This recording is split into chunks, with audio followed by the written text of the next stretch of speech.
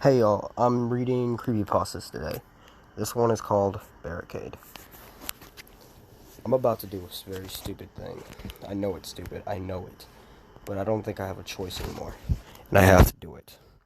Now while I have the nerve and the will, while my hands are still steady, I'm sick. I've always been sick. Some days are better than others. When I was young, my parents prayed that it might just be a precursor of the onset of epilepsy. The seizures never came. I just can't trust myself. I see things on some days. I can hear them and smell them too. I should say that I used to see them after being on every possible combination of pills 3 doctors could come up with. I thought we'd finally found the right chemical key for my misfiring brain. It's been 6 years of stability and relative normalcy, trading a halfway house for a tiny studio apartment, a collection of mostly tolerable side effects, and a steady job. I realize this probably sounds dull for most people, but I cherished every moment of that killingly simple monotony. I went bad at all at once. Friday morning I awake from the first dream I had in years. A vivid phantasmagoria of colors and sounds, and begrudgingly leave my perfect and sterile clean apartment for the short walk to work. I notice it as soon as the elevator opens, an earthly stillness and silence in the heavy air. The front door of the complex is hanging open, unlocked and swinging gently. The faintest trace of smoke drifting inward in the damp breeze. Outside, the wide streets are empty and bare. My mouth is suddenly dry, and I rock back on my heels, cresting a crippling wave of panic and deja vu. This particular hallucination, the quiet and the smoke and the emptiness, was always my most frequent. I haven't had it in 6 years, but familiar of its stings. I shut my eyes tightly and jab my hand at the panels of chipped buttons.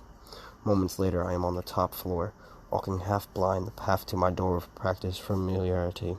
Once inside, I sit on my bed, gripping tight the handle of my cane, eyes closed, breathing slow and steady, focused, calm, clear. I open my eyes. I can't be outside like this. I know this. I was hit by a car when I was homeless, wandering days into the streets, while my fevered mind saw only emptiness. I'll need a replacement hit before I'm 40. I can hear the slivers of bone grind a little with every labored step. I call my boss and leave a terse message, apologizing for being too ill to work today. I hold my breath as I open the one tiny window in my studio. It's so close to the building next to me. I can almost touch its brick wall. I can't see the street from this high and the end angle, but as I strain to lean out the window, sounds of yelling and a few whining engines drift up to me. The pall of unearthly quiet is broken, and I feel a great sense of relief, knowing that my episode is over. I am counting the pills in orderly columns on the table, proving a 5th time to myself that I have taken my daily regimen. When I start to hear the screaming, it builds from far below, riding the struts and supports of the tower, and until it seems to emanate from the bones of the building. An hour later, the sounds seem like they are right outside, horrid, terrified, inchoate clumps of half-formed words and pleas, punctuated by wet, ragged shrieks and heavy, muffled thudding. The breathing and relaxation exercises aren't helping, and I'm gripping the edge of my bed, soaked in sweat. The idea appears fully formed in my mind. I need to barricade the door. I struggle to suppress it. It'd be like giving up all progress I've made before or not if I entertain the notion that the episode is real. But they're screaming. This is a new one for me. There's a shuffle of movement outside, and the knob of the door twists violently and shudders against the deadbolt. I try to cry out, but my throat is parched and only a dry croak comes out. The door starts to flex slightly as heavy blows land on the outside, and a mad, gibbering chorus of voices spit out a strange nonsense of broken syllables. It only takes me a moment to decide now. I burst to my feet and throw my way into the bookshelf, crashing it with a bright white bolt of pain.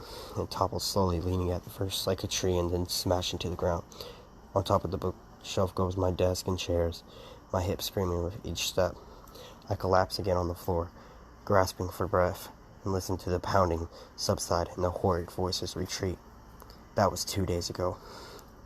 They come back every day and scratch at the door, whispering in that vile gibberish. Sometimes I allow myself to think I can recognize the voices. The phone is dead and the power is out.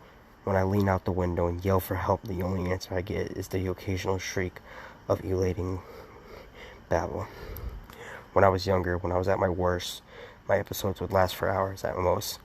I am at a loss. I have very little food left and the water pressure has already dropped. Lying in bed in the late summer heat, in a moment of near total silence, the inevitability of it occurs to me. If I stay, I'll starve. What happens to me on the other side of the barricades only depends on how sick I really am. I want to believe with a sudden desire that I am just ill, simply and profoundly ill. The sureness of it wells up in me, and I feel suddenly awake and lucid. I need a doctor, surely, but soon the hallucinations will lift and my mind will heal. I just need to break through this.